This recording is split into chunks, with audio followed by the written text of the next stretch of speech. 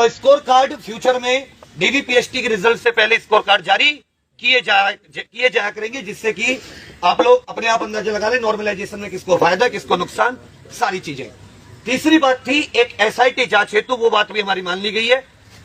जो अपने डीजी साहब है, चेयरमैन साहब है भर्ती बोर्ड के, वो अनुशंसा कर रहे हैं कि जितने मुकदमे जहां भी उत्तर प्रदेश के किसी भी जिले में लिखे गए उन सबको एक जगह तेज तर्रार जो आईओ होते हैं उनके उसमें देकर उनके निर्देशन में अच्छे से इसकी जांच की जाए और वो जितने हैं उन सबको गैंगस्टर एक्ट में निरुद्ध करके डॉक्यूमेंट्री एविडेंस के तहत कम से कम 8-10 साल के लिए उनको जेल भेजा जाए। तो ये मांग भी हमारी बहुत ही आराम से मानी गई है। बहुत ही प्यार से उन्होंने हमसे लोगों से बात की है और वो चीज वो लोग अभी भर्ती बोर्ड की वेबसाइट पर पब्लिश भी करेंगे। तो ये सब चीजें पब्लिक डोमेन में रहेंगी। तो और तीसरी एक जो महत्वपूर्ण थी कि नॉर्मलाइजेशन, क्योंकि डीवीपीएसटी में पास हो गए थे चोर, तो जो लोग नॉर्मलाइजेशन में जिनको नुकसान हुआ है, तो पहले क्या था 2.5 गुने बुलाए जा रहे थे। जो भर्ती बोर्ड की वो थी 2.5 गुने बुलाए गए थे, परंतु कुल मिला के 4 गुने के करीब बुलाए गए, लगभग 36,000 के करीब। 9 चौका 36 ही होते हैं ना। तो उनका था कि अगर जरूरत पड़ती है इन लोगों के, क्योंकि डिबार हो गए तो इनको बाहर निकाल दिया जाएगा, तो अगर इसके बाद में जरूरत पड़ती है तो एक और मेरिट लिस्ट हटा के जारी की जाएगी और लोगों को भी डीवीपीएसटी का मौका मिलेगा।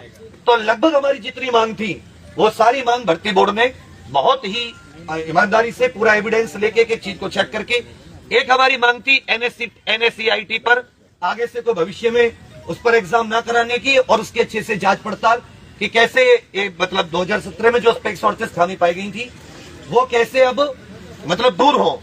तो ये भी मांग मानी गई है कि जो एनएससीआईटी की बिल्कुल कंप्लीट जांच की जाएगी। वो भारत सरकार कंपनी है, फिर भी उसकी बिल्कुल अच्छे से जांच करके और उस पर भी कानूनी फैसला लिया जाएगा।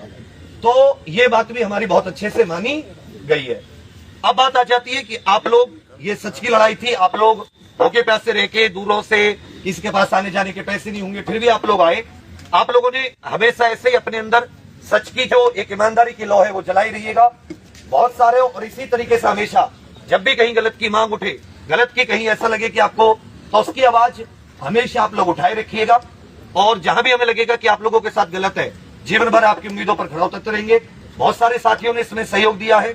हमने इनके सर की भी टीम आई हुई है और उसके अलावा संदीप सर भी कल से आप लोगों के साथ थे। और भी बहुत सारे लोगों ने, अगर यहाँ पे फिजिकल नहीं पहुंच पाए तो उन लोगों ने ऑनलाइन के माध्यम से इस सच की लड़ाई को जारी रखा, जिसमें आप ही लोगों की इन दी एंड जीत हुई है।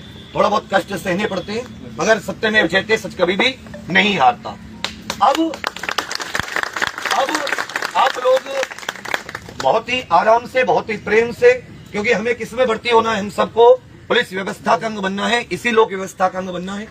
तो हमसे कोई भी ऐसी भूल से भी कोई ऐसी चीज ना हो कि हम लोक व्यवस्था में किसी प्रकार की अड़चन या कोई भी लोक व्यवस्था में हम किसी भी प्रकार की मतलब अराजक। सब ग्रेजुएट है अधिकतर, हम लोग स्नातक है, पढ़े लिखे, हम लोग बहुत प्यार से यहां से निकलेंगे और अपने अपने गंतव्य स्थानों पर हम लोग रवाना हो जाएंगे बिना किसी शोर शराबे और बिना किसी हम लोग कोई भी गड़बड़ बीच में किए हुए।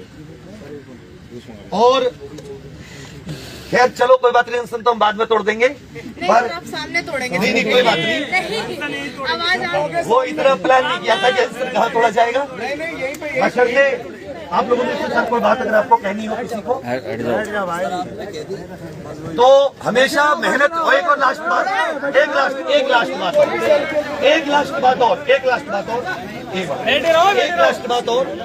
लास्ट बात और कि आप लोगों को अगर कोई भी भर्ती में पैसे देने की बात करता है या कोई भी किसी प्रकार की ऐसी, तो आप यूपी पुलिस की जो नंबर है वहां पर डीजीपी या भर्ती बोर्ड के नंबरों पे या जो अपने भ्रष्टाचार के लिए जो नंबर्स हैं उन पर आप तुरंत और कभी भी भूल से भी कोई व्यक्ति पैसे से कार्य किसी भी भर्ती परीक्षा में कोशिश मत कीजिएगा।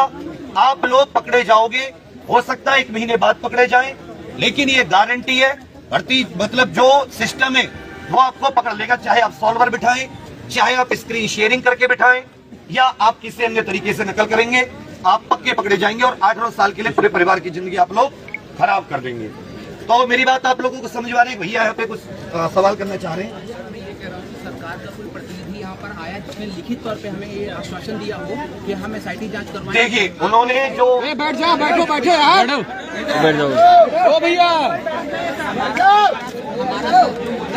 हमारी पहले प्रेफरेंस थी कि SIT जांच वो प्रेफरेंस हमारी 30 नंबर पे कर दी गई। क्यों कर दी गई? तीसरे नंबर पे मैंने बताई है वो। मैं ये कह रहा हूँ, आपने बताया ठीक है, आप बताएं SIT जांच हमारी पहली डिमांड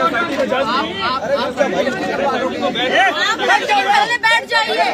भैया आप हमें आज दिखाई दे रहे हैं, 4 दिनों से इसी चीज पे बात कर रहे हैं। मेरी बात तो सुन लो आप लोग। DVPST की बैठोगे जब तो 70% प्रक्रिया पूरी हो चुकी है, जिसमें रखे गए हैं सिर्फ 78 लड़के रखे गए हैं। वो लोग कह रहे, अरे वो कह तो रहे, वो सर वो कह तो रहे हैं 1.5 साल से कह रहे हैं, अभी जनता दरबार का चक्कर काट रहे हैं, मंत्रियों का चक्कर काट रहे हैं, सचिवालय में जा रहे हैं, लाठियां खा रहे हैं, यहाँ पे तो लेकिन ये अगर वो, सुनो मेरी बात, अगर वो आज SIT जांच ही मान लो झूठे हो जाते, नहीं करते, तो क्या ये जगह चली गई क्या? देखो, या तो फिर तुम किसी जो तुम्हें लीड कर रहे हो उसकी बात सुना करो, या फिर तुम पहले दिन से आके खुद करा करो। ये गलत बात है आप लोगों की। SIT जांच सबकी हो रही है, क्या बात बोल रहे हैं हम लोग? सर कह रहा हूँ SIT